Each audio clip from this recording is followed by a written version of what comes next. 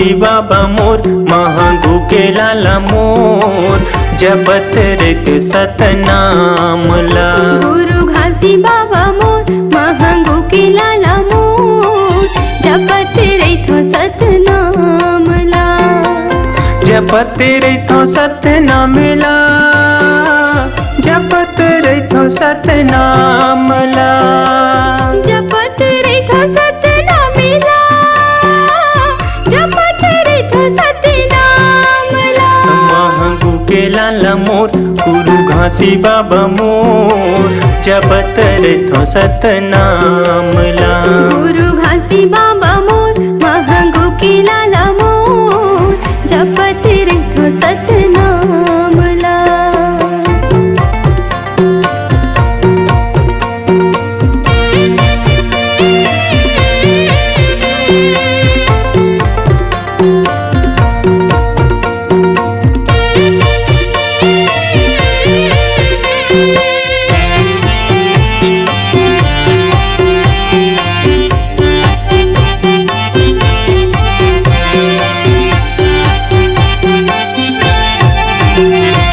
सतमा धरती खड़े सत माया खासेगा, नर नारी मन बाबा करके उपासेगा। नर नारी मन बाबा करके उपासेगा। सतमा धरती खड़े सतमा खासेगा, नर नारी मन बाबा रख के उपासेगा। नर नारी मन बाबा रख के उपासेगा। गुरु घासी बाबा मोर महंगू के लाला मोर जपत रहित सतनामला। गुरु घासी बाबा मोर महंगू के लाला मोर जपत रहित सतनामला।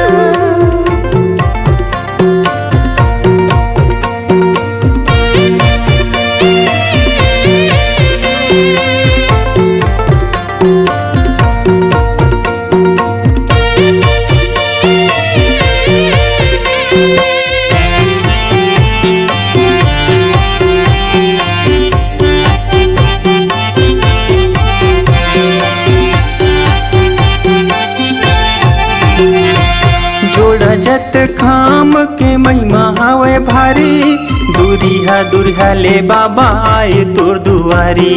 दूरिहा ले बाबा आए तोर दुआरी।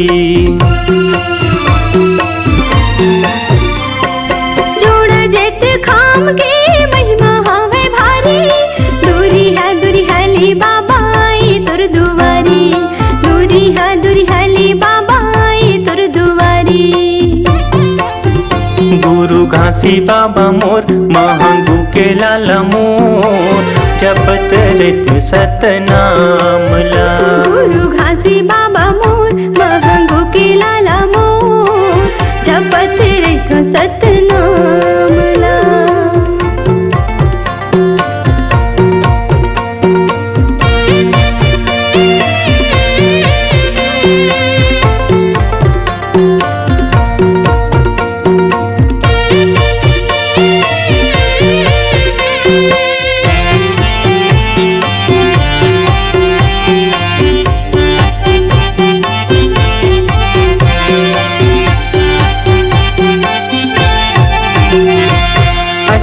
दिसंबर के जयंती मनाबो, सब जुल मिल के गुरु के गुण गाबो। सब जुल मिल के गुरु के गुण गाबो। 18 दिसंबर के जयंती मनाबो, सब जुल मिल के गुरु के गुण गाबो। सब जुल मिल के गुरु के गुण गाबो। गुरु घासी बाबा मोर महंगू के लाला मोर जपत रहित सतनामला। गुरु घासी बाबा मोर महंगू के लाला मोर जपत रहित सतनामला। गुरु घासी बाबा मोर महंगू के लाला मोर जपत रहित सतनामला। गुरु घासी बाबा मोर महंगू के लाला मोर जपत रहित सतनामला।